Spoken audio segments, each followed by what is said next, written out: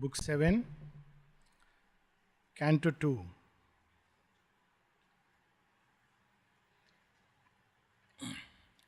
So book 7 comes right after book 5 and 6. 5, the book of love, the power that labors upon earth to bring beauty and delight, which is the reason why this creation has come into existence. And book 6, the book of fate, which is a mix of all the powers that strangely conspire to bring this destined end, often by opposing it. So this looks like a riddle, but actually behind this riddle a wisdom works. And we are all on a divine project, and this project is to build beauty, light, sweetness, delight of the divine. And we are on this project since the very beginning of creation, if we can use the word beginning for something which is beyond beginning. And there is a power that is given to us to help in this process, and that power is love. It is love which carries within itself the force of transformation. It's the original power.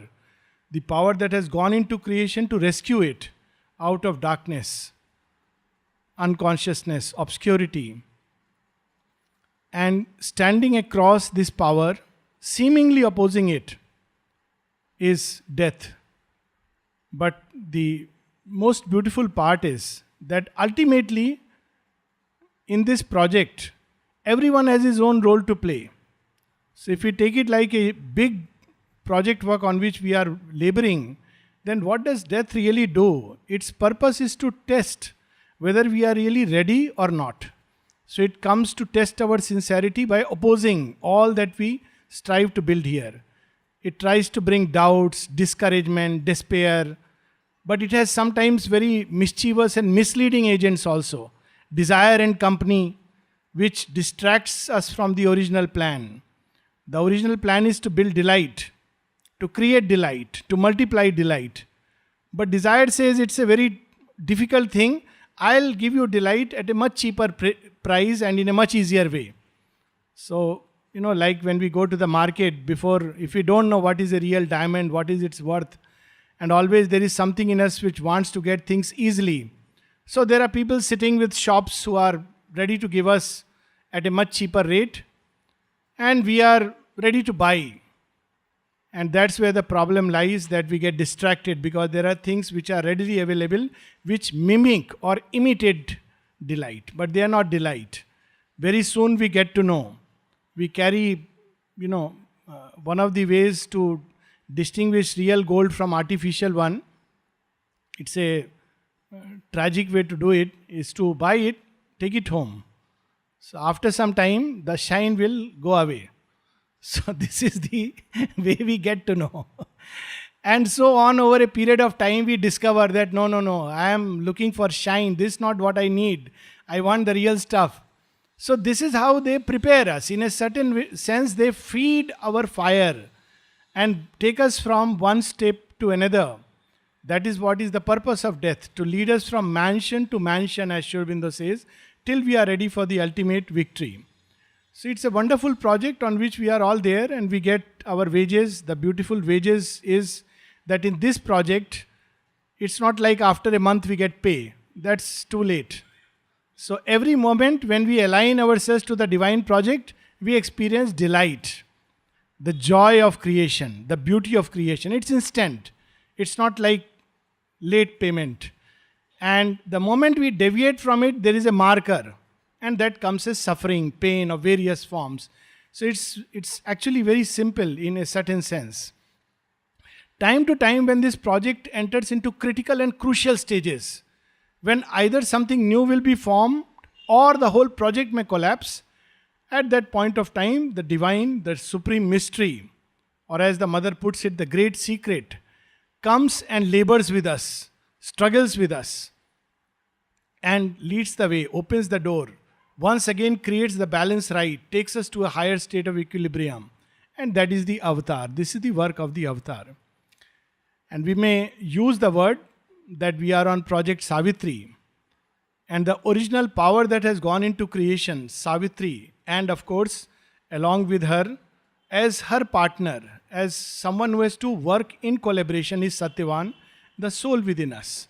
So it's a joint project where we often say that God should do everything, but then there'll be not only no joy in creation, we won't be ready for the delight. So it's a joint project. It's not God alone doing everything, it's not we alone doing everything. When they come together, that's what beautifully is given in the Gita, that wherever there is Krishna and wherever there is Arjuna, there is victory. So it's a combined project where on one side there is the divine who is always there laboring day and night, on the other side the human soul, trapped in ignorance, moving through a circuit of ignorance and a maze of ignorance, but climbing towards light and beauty and truth and Godhead and immortality. And time to time, the divine power that is working takes a form and a name, assumes a name and form, and comes into the forefront of the quest. That's what Sri Aurobindo says, that Savitri and Satyavan, it's not just symbolic and allegorical.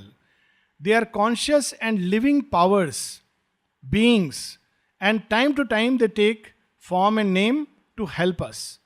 So it's amazing that how in a previous cycle, Vedic cycle, at the very beginnings of conscious thought and aspiration in humanity, Savitri and Satyavan has come to open this project. It's like a grand project. They have started this project of eventually conquering for earth immortal love, delight and immortality. And then they are there, but not necessarily as the same embodiment. They come in different bodies, and depending on the need of the hour, need of the age, they come again and help us to move one step further. And for us in this cycle of creation, we have the same power which has come as Savitri and Satyavan in some past age of mankind. They have come as the mother and Sri Aurobindo. So this is the basic background. And what we need to know, we often say it's all right. Very often people have this question that how do we know what we are to do? And they often raise this question that we need a living guru, somebody outside us to tell us. Well, divine has catered for all these things. So he has seated himself within our hearts. But we have to learn to contact him and connect with him. The entire script which will unfold, the Veda, is also there within. And because we find it difficult to read, he embodies and comes outside to show us the way. But basically he is always there inside to help us in this great work. And the script, because we forget it and we wonder where to read, where to turn, how to read it, we don't know its letters, we don't know its language, because it's in all languages and no language. Therefore, he has given us in our hands Savitri. So, okay, if we can't read it inside, I am giving you the entire blueprint of the project which is there in a book form. Now at least read it. So now people say, I don't know English. So my answer is very simple. Simple answer, then learn English. This much we can do. Learning English is surely easier than contacting the script in the heart, and definitely easier than, with all due regards, learning French and Sanskrit. So, definitely. So, we can read it, and the whole project is there before us, and that's what we are reading. And the way we can participate in the project, this project has two phases. One is a phase when we are part of the project, but we don't know what we are really doing. So, if you go to a big company, there are people who are working there, they don't know even what product is being made. All that they know is that I have to go there, do my job, come back, get my pay. That's all. It's a nice little story of 3 persons who were laboring in a quarry, stone quarry.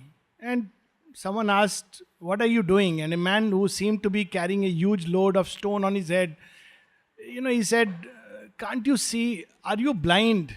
I am carrying a huge load over my head. Whoever created this stone quarry must be a cruel man. But what to do? It's my fate. Okay.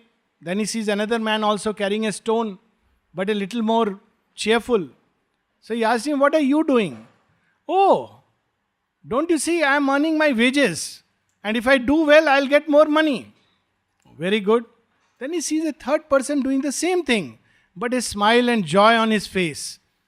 And when he asks him, "What are you doing?" He says, "Oh, you don't know. I am participating in this great project." What is the project? I have to build a temple for the unseen deity here. And he has a joy in his heart. So it's the same work. We look at it as a drudgery when we think it's some fate or destiny which has given us enormous amount of difficulties and problems and somebody sitting out there, and then we are always crushed under its weight. And life loses its purpose, its meaning, and we are full of suffering and pain. Or else we think we are here to just earn some money and seemingly make the most out of life, but at the end we realize, well, this was not the real thing. Or else we think that we are here basically to build immortally from mortal things. And that gives the real sense and purpose. Then every difficulty becomes a challenge and one more step towards the great discovery. And to fully participate in the process, so all this happens unconsciously, is to do yoga. And that's where we have the book of yoga. Sri Aurobindo in the beginning itself gives a very new sense to the word yoga. Up till now we hear yoga is for, people who are cheated, deceived, unhappy in life. So very often it's a big problem. So when I travel, sometimes, people want to see, is he suffering from some pain? Why this man has turned to yoga? Maybe after a few years they will stop asking because they'll feel I'm old enough to do yoga. So the usual thing is that you must have experienced some pain to turn to yoga. This is not true. Yoga is a joyous thing. Why should we have to go through pain and suffering to undertake yoga? This is the real work. The work of works, as Sri Aurobindo puts it, without which we are nothing else but a worm that has formed to form itself in a little speck of mud and water amidst the appalling immensities of the universe. This is how the Life Divine puts it. But yoga is the way to fulfill oneself. This is an entirely new way of looking at it. It's not an escape from life. That world is painful. Let me find some little corner where joy is there. Yoga is to fulfill oneself. That's what Sri Aurobindo says in Savitri. Here to fulfill himself was God's desire. And to fulfill oneself, one needs to grapple with real opponent powers. If you want to escape, it's easy. I often give this example that nowadays we have this ISIS where people die for God. God knows why they die for God. We should be taught to live for God and live in God. But there is a lot of glory in dying for God. So, if you want to escape from the clutches of this terrible, whatever construction is there, I won't call it religion or anything, a construction, a dark construction, the spider web. So, you can manage it if you are little lucky, if you persevere and you find a way, you can get into some nearby port and then you escape. But if you want to change the governance, then the whole machinery will let loose itself. So that's why this yoga presents unique difficulties and challenges. If we want an escape from life, there are many yogas. We find that little space, little door, and eventually the forces which hold this earth, they let us go. But when we want to change things here, then they create hell of a difficulty. Literally, they let loose hell and all its forces. But in a certain sense, it's like a tonic for the soul. It strengthens us. And it's such a joy to think that we are working on this wonderful work given to us by the divine. So we have a new sense of yoga in the very book of yoga. And it's a beautiful reminder to all of us, page 474. The parable of the search for the soul. We have these marvelous lines, very inspiring lines. There is a powerful line in the Upanishad, Uttishtata, Jagrata, Prapya Varani Bodhita, arise, awake and stop not till the goal is reached. And people put it like a sloka on their door because it's very inspiring. Now, here is something I would say far more inspiring. It has the ring of that Upanishad, but in a much more profound sense. It's a reminder to all of us. Why camest thou to this dumb, death bound earth? This ignorant life beneath indifferent skies, tied like a sacrifice on the altar of time. Why have we come here? This simple question can open the door to yoga. Why am I here? Mother used to give this little, she would suggest this exercise in the beginnings that we should ask this question every day. Why am I here? Why is there life which ends in death? Why does love end in pain? Why does joy doesn't last, very soon changes into suffering? Why am I here? If I am tied like a victim, I must conquer it. I must find who is the person who has victimized me. Why should I take pleasure in being a victim? It's not a healthy thing. So here this question we must raise to ourselves. This is a question, this is something that Savitri hears when she confronts death. Why camest thou to this dumb, death-bound earth, this ignorant life beneath indifferent skies, tied like a sacrifice on the altar of time? O spirit, O immortal energy, if it was to nurse grief in a helpless heart, or with heart, tearless eyes, await thy doom?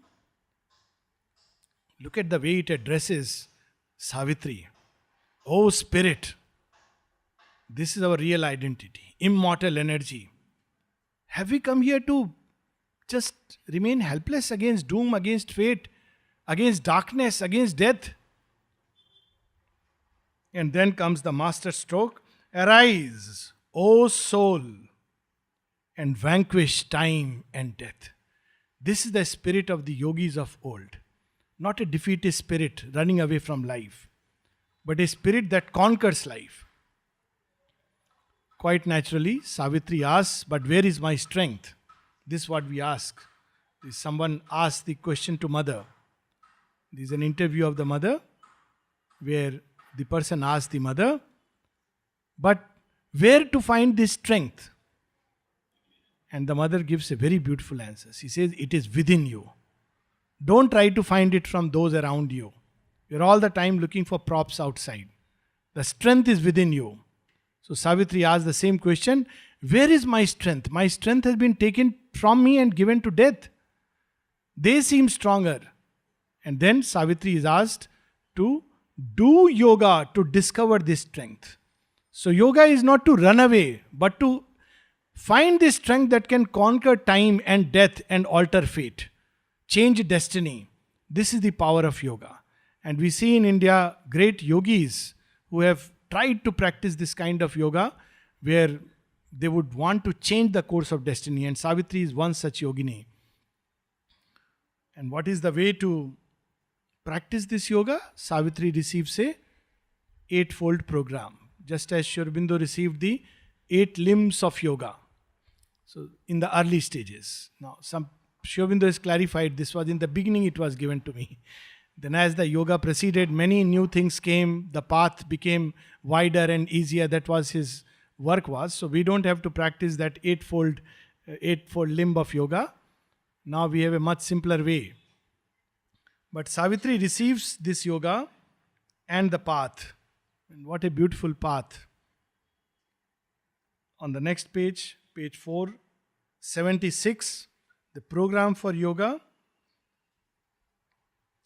Remember why thou camest. The voice replied, remember why thou camest. I think this one line is enough to always keep us oriented on the journey.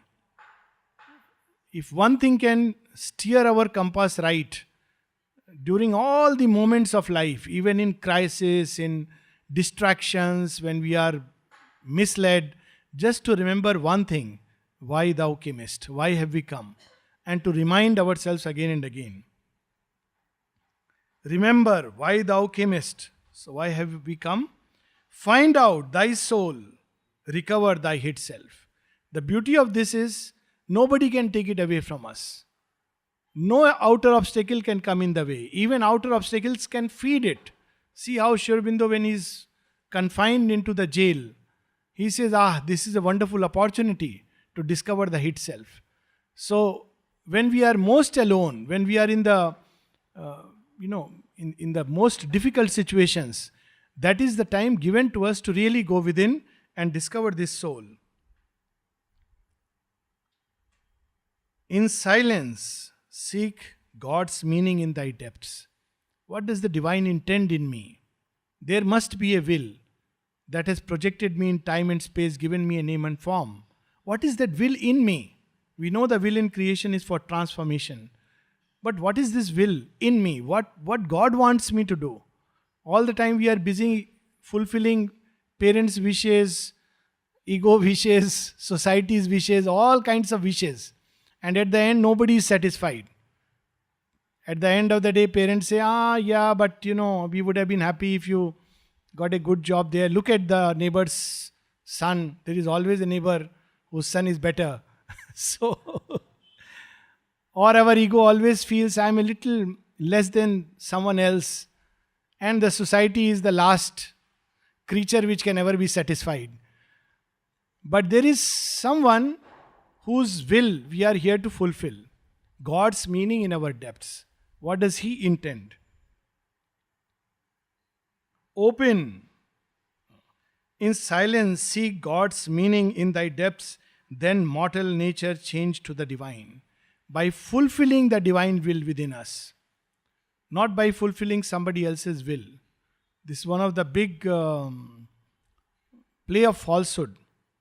That no, first you fulfill your desire, at the end of life you can apply for godliness and God seeking when grave is very near and there is a 6 feet deep abyss or fire waiting for us at the crematorium.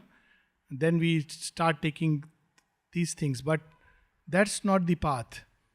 When we follow the path meant for us by God's will, there is a divine will within us.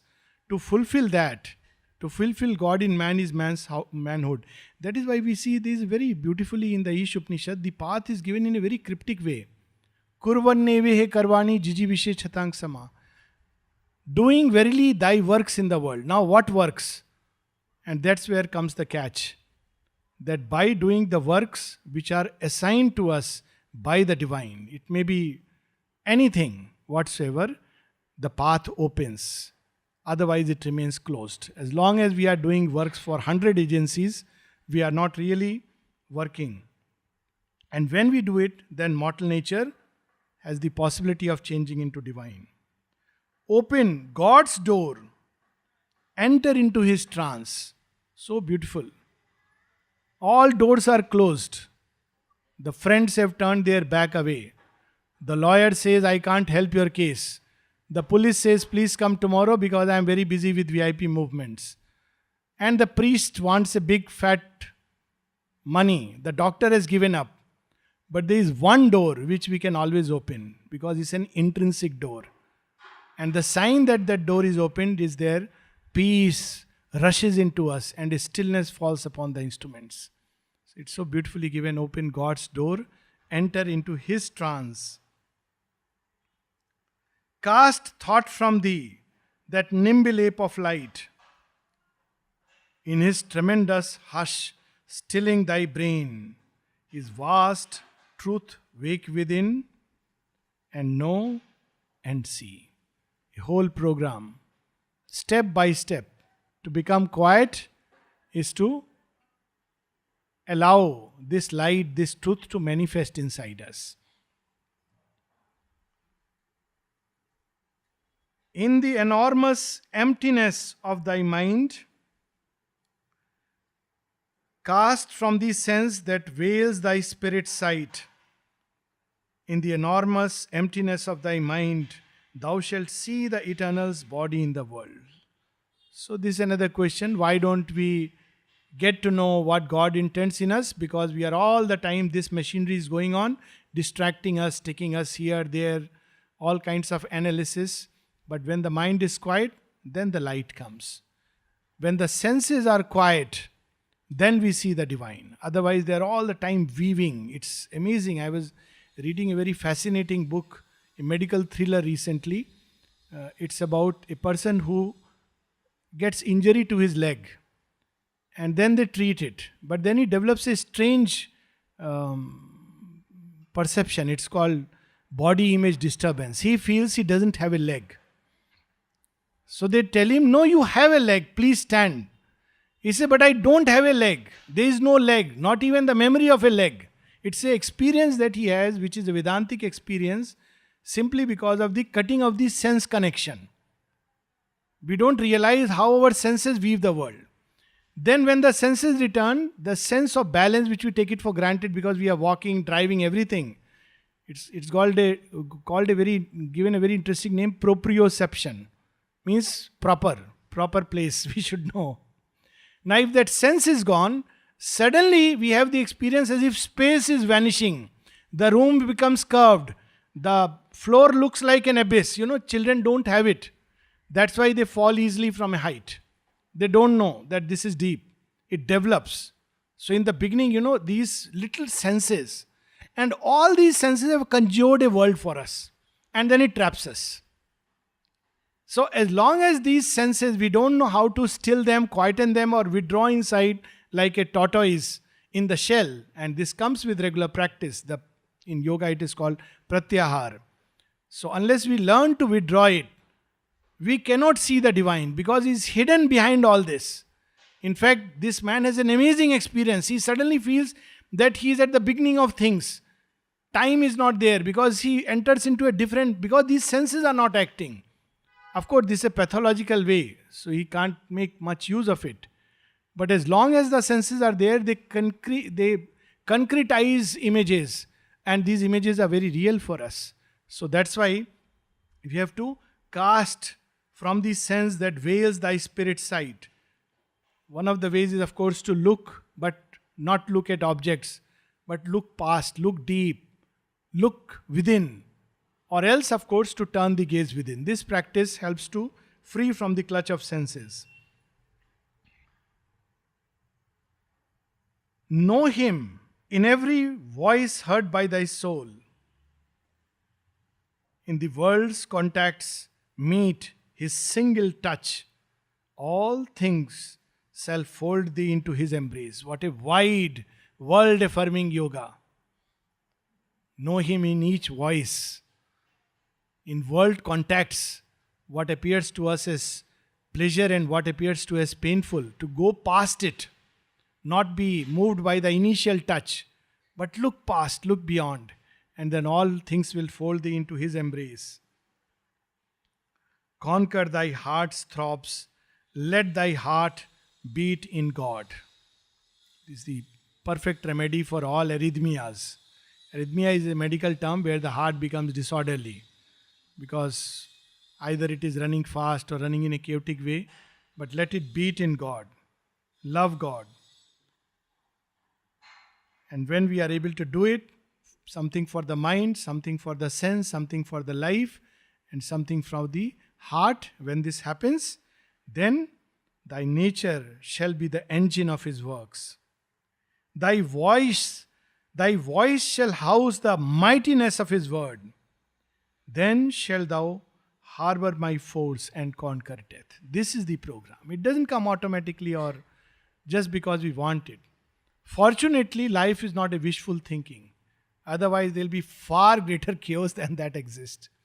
So there is a process by which we can participate in this divine project in a most wonderful way and carry with us delight, which will increase day and night by the hours and by the moments. But if we remain trapped in the shell of ignorance, that means the usual mind, sense, the ignorant heart and its ways, then obviously we cannot discover the might and the strength, the force, the power, the alchemist energy that can heal and transmute. So this is the program of the yoga. And then there is a very marvelous and powerful line, magical almost. Then Savitri by her doomed husband sat. Sometimes Sri Aurobindo's, there is a kind of poetry which is called as realistic poetry. And normally it is very dull and drab. In Hindi the term is yatharthvadi. And it's all about darkness and, as if that's the only reality. But Sri Aurobindo uses realism in such a powerful way. Savitri gets this command. Then what does she do? Then Savitri by her doomed husband sat. It's a very realistic line. But look at the enormous power in this line. She sits with a resolve to do yoga. Still rigid in her golden, motionless poise, a stature of the fire of the inner sun. She becomes the fire of love, the fire of truth. And then she sits with an urge to conquer death. And then, of course, we read that as she starts looking inside, she discovers the cosmic past. Just as when we begin to look inside, we don't straight away find the soul. Though there are techniques which can give us soul contact in 14 days, and if you can shell out some more dollars, maybe in 1 week. So, whether you find your soul or not, but the other person will find his house for sure. It's a good deed because it makes somebody build his house. So, we should do it in the spirit of helping someone. But otherwise, it is a meaningless thing. But when we start looking inside, what do we discover? We discover a great chaos, a disorderly order. This is the first thing which we discover inside. So when Savitri does the yoga, what does she discover? She discovered the whole origin of this creation and the chaos that is there. She discovered the same thing, but at a cosmic level. So someone asked recently a question, what is the difference after all between an avatar and the psychic being? I mean, theoretically, there is a meaning in this question because the avatar is a descent of the divine from above, and the psychic being is also a descent from a portion of the divine into creation. So technically it is correct. But the difference there are many differences, of course, the divine conscious embodiment of the divine. So one says that yes, conscious embodiment of the divine. So psychic being also organizes one's life. Well, to an extent, it's true thus far. But the psychic being is given a small field to act. And it is to act within that field. But the avatar takes upon himself the burden of creation. That's why we see mothers repeatedly speaking about the origin. She says, I am the origin, I was the origin. And all the avatars speak of that in the same vein. So she discovers the cosmic past. And what does she discover here? On page 477, a dream disclosed to her the cosmic past. The crypt seed and the mystic origins, the shadowy beginnings of world fate. Lamp of symbol lighting hidden truth, image to her the world's significance. So she sees certain images which symbolically reveal to her why this creation is and what is its purpose and its destiny. And among the things that she discovers, these are very interesting discoveries. We can read a little bit before we connect with where we had stopped last time. On the next page, page 478, again one line which is a perfect description of our present state. A conscious soul in the inconscient world. And one of the signs that we are really ready for yoga is that even in the midst of everything, we feel a kind of alienation, like a stranger. Because the gap begins to increase. We begin to become conscious of something in us which dreams of an idealism. But when we look around the world, it cannot sync with it because it's an inconscious world. And if we are perfectly satisfied with the world as it is, then best is not to disturb the arrangement. A time will come when we'll know the difference. So that's what Mother says, that it's a sign. And if we are satisfied with the world as it is, we are not yet ready for the new creation. In fact, the new creation starts when we discover that all that we have realized, made, built, created in the old creation, however high and great and mighty, is not complete. We discover the sense of hollowness inside it. And this cannot come by any kind of lecturing. It comes when we grow into our soul and we see the gap. And then we begin to discover ourselves as a stranger amidst everything that is known to us. So this is what she discovers. A conscious soul in the inconscious world, hidden behind our thoughts and hopes and dreams. So it's not about wishes and hopes and dreams. If we are still circling in that haze and maze, then the soul is still behind it. You have to get past thoughts and hopes and dreams. An indifferent nature signing nature's acts. What is the soul doing? Indifferently signing the acts. It's like a child who is not yet grown up, doesn't know that the kingdom belongs to him, and there are ministers who keep coming and saying, please sign this check, please sign this document, and he doesn't know, he cannot read and write, or is too busy sleeping most of the time, so it just signs. Because without its signature, it cannot be. So it's like an indifferent. This is the beginnings, not the end. But in the beginning, it's an indifferent master signing nature's act. So it's a master still. Soul is the master of nature, but it does whatever nature compels it. And that's why growing mastery over nature is again another sign that one is ready for yoga. If one is driven by all the gusts of nature, then one is not yet ready for it.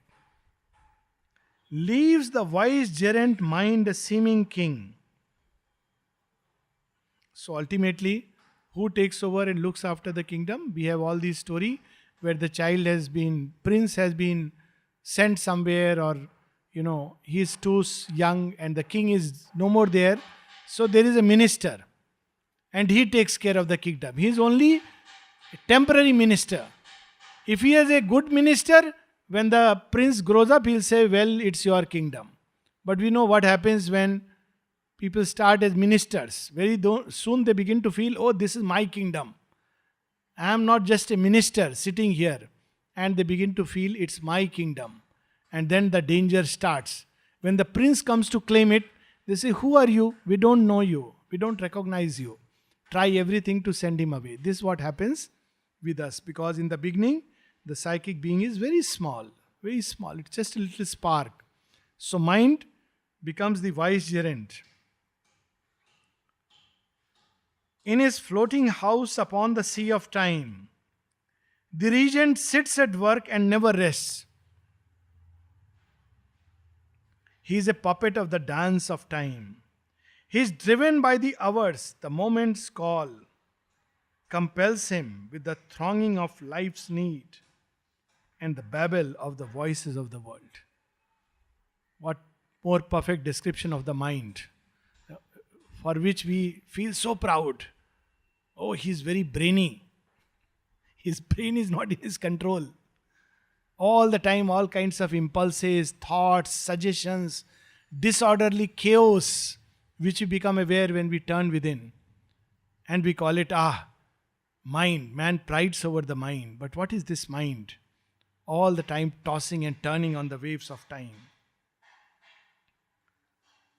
So Savitri discovers all this. And then she discovers something still greater. If mind was alone there, restless mind, many traditions say that mind is a monkey, tame it, and you are into yoga. But there is something more, and that creates the big challenge and difficulty. But all is there, even God's opposites. Next page, page 480.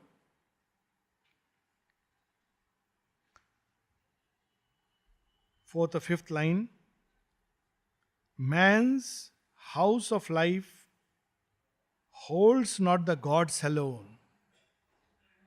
We have this famous story in one of the Upanishads that the gods jumped into creation, into the human body, to create their light and love and joy and sweetness and peace. But we don't find gods, we find their opposites. Because that's also a fact. When they jumped to create it, they found the field was already occupied by all kinds of people. That's why it's so difficult. Nowadays, I think things are better because of digitalization. Otherwise, you buy a house on paper. It's a very good house. Everything is wonderful. Now, if you don't see the house, or, you have seen the house also, when you go to occupy it, somebody says, no, it's not yours. We are already owning it. And he'll show you the paper also. and it's too late. Then you have to fight a tough battle. So the gods plunged into it and they found there are already occupants, tenants in this house. And they say, this is our house. We don't give you just like that. So the gods will say, we are sent by the divine, God Lord. Oh, we don't recognize any God Lord. Desire is our Lord. So this is what happens when the gods plunge into creation. They discovered that all is there, even God's opposites. There are occult shadows. There are tenebrous powers. Inhabitants of lives ominous neither roams. And the strange part is we feed them with our blood and our tears. Sometimes it can be so sinister. I have seen actually people, and even recently, somebody mutilating himself. You talk to the person about light and hope. No, we are born for suffering. I love suffering. These were the words. It's something sinister. I love suffering. So if you try to say divine, what if the divine is a monster who wants us to suffer? Now, such twisted logics will come. I love suffering. He wants us to be tortured. And there are cults where people actually torture themselves in the name of God. They whiplash themselves, sleep on bed of nails, and they call themselves going near to God. That God is nothing but a huge asura feeding on the consciousness. So these are the beings who are there. And what kind of person we are? A careless guardian of his nature's powers. Man harbors dangerous forces in his house. Careless guardian. We just have allowed anybody to misuse the house. Nowadays we have this new concept, couch surfing. Anybody can come into anybody's house. Of course, not anybody. Well, the person on Facebook or your friends, and people can go and stay for some time. So eventually, all kinds of forces come and move. But the house is a space. It's a space meant for, it's the first space. In fact, Shubinda at one point says, family is the first space where you learn to practice that there is something more than the ego. The first point, first unit towards unity. So before we can talk about world unity, is the first unit. And within that, there is a little space given to us. Of course, we take it my house, I'll do it my way. But the space given to us is a temple. The first temple of God that we are given, a little space. But we are so careless. Just allow anything and anyone to come and inhabit. And that's what happens to man. And they come, and after a while, there is a grisly description that after a while, these forces come, start living, they become familiar. And one day, because you have given your keys to them, they come and move freely. Then one day what happens? When you come back from work, ring the bell and they open the door and you say, so how was the day? They'll say, who are you? You don't realize it's my house, your house, we are occupying it. We don't recognize you. And so we have to move away, and the house is taken away from the person. It is no more his. So imagine a situation where this nature, which was given for a great purpose, is occupied by darkness, and we are just outcast. But there is hope. For always there is a hope. We are not alone. There is a watchful eye that always watches this play. And therefore this movement ends on page 482 with two marvelous lines. Rather, 4 lines. A Manichean, creator and destroyer. This can abolish man, annul his world. There is a dark power, dangerous power that sleeps in our nether rooms. And it can completely demolish and destroy. But there is a guardian power. There are hands that save. Calm, eyes divine, regard the human scene. So there is something or someone who watches the play. and wherever necessary, whenever necessary, intervenes into the play. And that is the beauty of creation, that we are not alone. But there is an unfortunate part, that when the divine power comes to rescue us, we give it the cross in payment for the crown. It comes to give us the crown. Once more, give the house back to us. Make it beautiful. But we ask him, are you sure you can save us? Yes. Prove yourself. God says, what do you want me to do to prove myself? I'll hang you on the cross and bleed you. Let me see if you are God. This is the unfortunate part. This is the tragedy of human life. And we had stopped with a few lines. And we'll also stop with these lines so that we can continue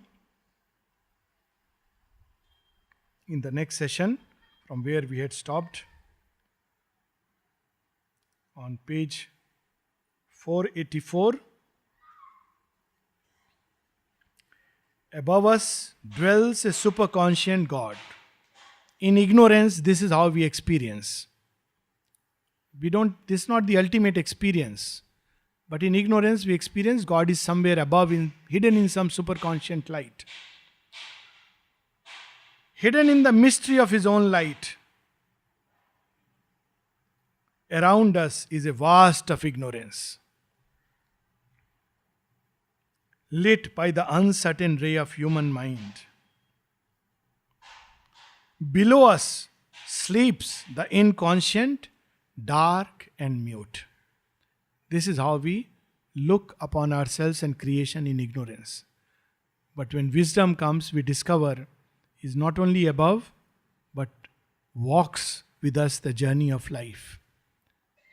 Carries us in His arms at every step. Not only the inconscient sleeps below us, but God sleeps even in the inconscience. Or rather, He alone is awake. Nityo nityanam chetanas chetananam. It is He in the sun who is ageless and deathless. And into the darkness, into the midnight, His shadow is thrown. When darkness was dense and covered with darkness, He was seated within it, immense and alone. And to realize this, to experience this, this creation has been made. So we'll stop here. And now we connect with where we had stopped last time. So after 7.5 minutes at 6:15, we can come back and start.